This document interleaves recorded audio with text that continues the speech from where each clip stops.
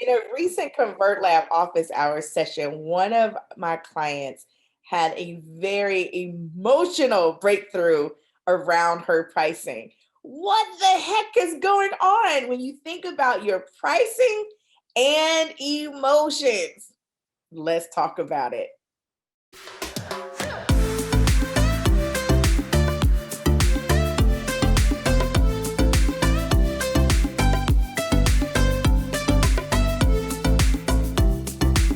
One of the things that we've been talking a lot about over the past several weeks here at the Doyen Agency is pricing. Thinking about your pricing, how to structure your pricing, what to consider when you're creating your pricing. Today, I want to chat with you about the emotions that may come up for you in your pricing. I'm Dr. Nadia, founder of the Doyen Agency, and I am excited today to chat about the emotional side to pricing. Recently, in one of our Convert Lab office hours, I was working with a group of clients, and one of them said to me, "You know what, Dr. Nadia, I'm feeling really emotional around some decisions I need to make about my pricing." She's been working on her programs and really looking at her overall client journey. And now we're at the stage where we're really deep diving in deeper to solidify some areas that we identified that needed to be tightened up, right? It's just part of the process. But this day, she was really feeling very emotional about it. And I was a little taken aback at first, but then I was like, you know what? This is part of the process, right? And so there are a couple of emotions I wanted to touch on today, but also to just, for those of you that may be in that space of evaluating your sales systems and really looking at your business and how you're going to position it to grow, there may be some emotions attached to it. So, first of all, typically the first emotion most of us always talk about is fear. Fear comes up a lot. I feel like that's just part of business, right? We're making decisions. We're moving towards big visions. Often our big visions are bigger than us. We're taking risks that may unnerve us. And a lot of times fear is just par for the course, right? And we talk about that a lot around moving past the fear, working with the fear, moving in spite of the fear when we're looking at courageous sales. So trust me, during our courageous sales masterclass, fear came up several times. But as you're looking at the fear and really, what is that fear about? We have to take a look at how do we evaluate that fear, but then also how do we move forward again in spite of the fear. And so we talk about a lot about that around, determining the prices, et cetera, et cetera. But the second emotion that I wanted to talk about today, probably in earnest, is one that I feel like we don't really talk a lot about that much. And it does us a disservice. And that one is grief. As my client was sharing, like, when she shared, she's like, Dr. Nadia, part of what's coming up for me as I think about the emotions I'm feeling is that I feel like I am leaving people behind. I'm feeling some sadness around the fact that if I price this where I actually think it deserves and should be based on the value I provide, all that, is included and what it really does for her clients, there's this sadness because there are people that I want to work with, that I want to help, and I know they need me, but they may not be able to afford this new pricing structure. And there is some grief involved in that. There's some fear, yes. Obviously, anytime we're doing something new, right? There's that fear that comes up. But I think sometimes we don't think about or talk enough about the grief that we sometimes feel. I think about when I made the decision 4 years ago to pivot my business and shift things to launch the agency, is what I lead now. There was this period of grieving, and I remember chatting with my council member, Rebecca, at the time. And I was like, there's this, I didn't even have words for it, right? I was like, there's this feeling. I'm feeling some stuff, I'm feeling some kind of way, girl. And I don't know what it is.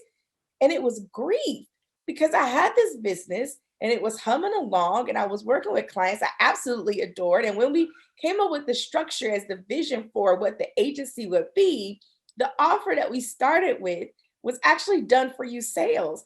And the clients that I worked with at that time primarily were women who were transitioning from their full-time corporate jobs into entrepreneurship, and they're working through a lot of those layers and they weren't yet at the place where they warranted the type of sales service that I was providing. So I was left with a decision.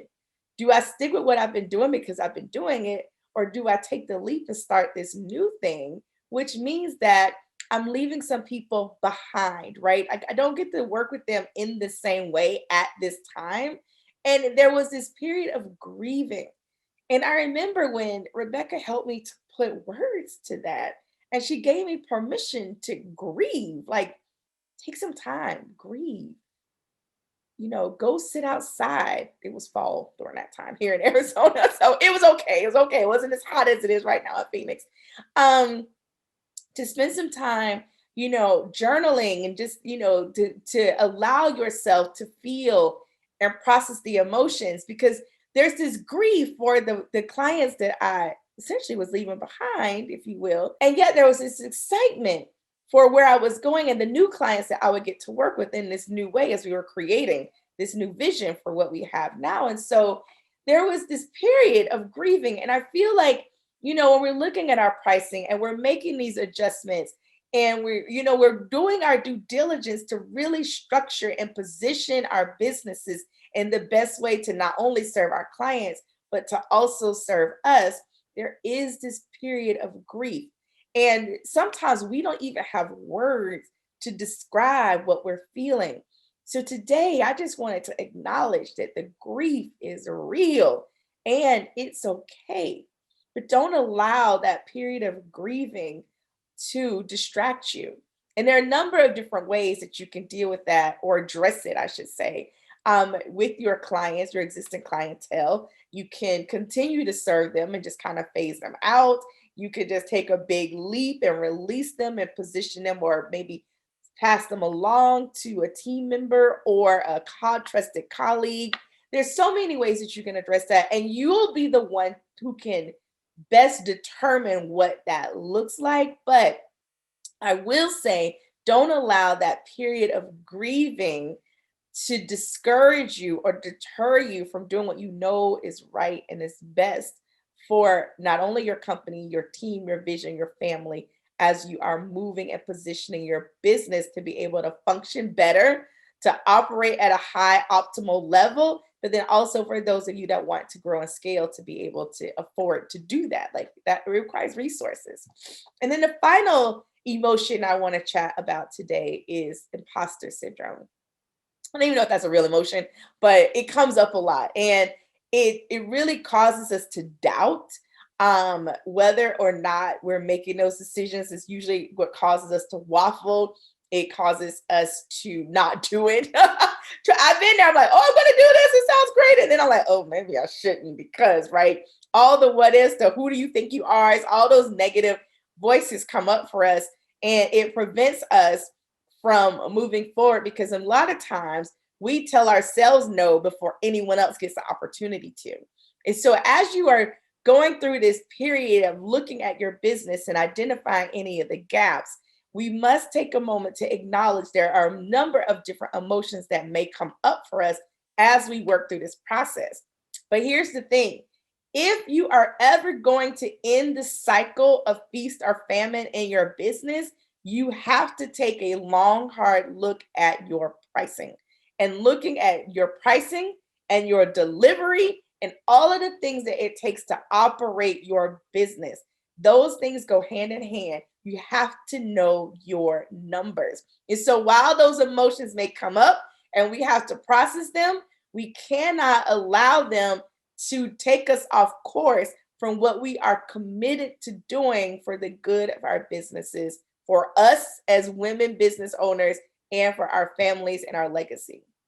And so if you are at that place where, you know what, Dr. Nadia, I'm tired, I'm feeling a wee bit emotional or a whole heck of a lot emotional, and you know that a part of what's going on is this challenge around ending this cycle of feast or famine. I don't have that consistent cash flow. It is stressing me the heck out. Then I want to personally invite you to join me for our upcoming surge.